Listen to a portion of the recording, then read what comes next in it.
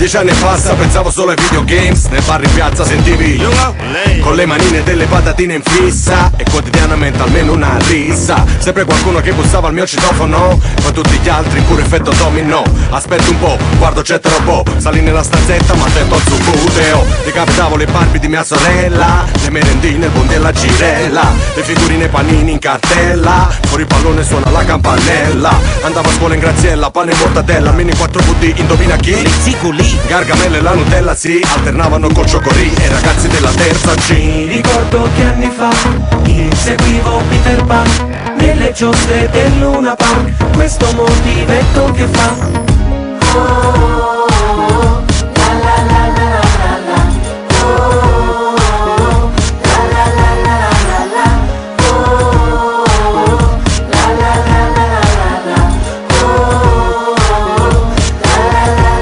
Ci bastavano le rip pump, l'orzo bimbo e bim bum bam con one. Zio a pimpa e stando can, il leone Simba richiatta man. abituati solo ai laghi, maghi, Lego, i draghi, navi dei pirati, Hulk e il maestro Miyagi, Lucky Luke e Looney Tunes e Scooby-Doo, poi Toki, Snoopy, Yogi e Rocky, Bud Spencer e Terence Hill, le piste e Polysteel, il mio mito Shaquille O'Neal, lo show di Benny Hill.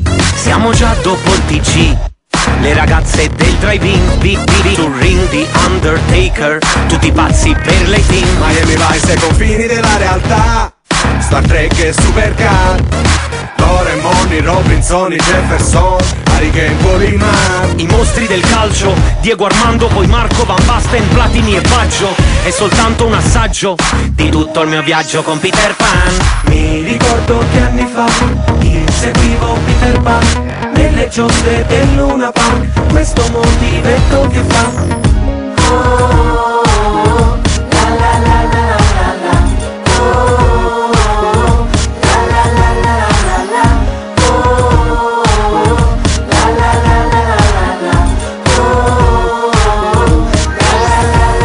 Poi si diventa grandi, giacche e jeans, consumi, ricordi tra check e jeans, maturi tra rimorsi e troppi film, non più Mary Poppins e floppy disk. Metti piede in mondi strani, chi ti chiede dei tuoi piani, oscuri pensieri tra coffee e drinks, auguri sinceri, il futuro è qui. Vedi tutto cambia, la tua donna è diventata mamma, nella culla la bimba fa la nanna, scopri che il lavoro è una condanna, è solo un altro dramma, parli e tremi, questa vita fa scherzi più assurdi alla Charlie Chaplin. Mamma quanto mi manca quella voce da fuori che canta, fa così.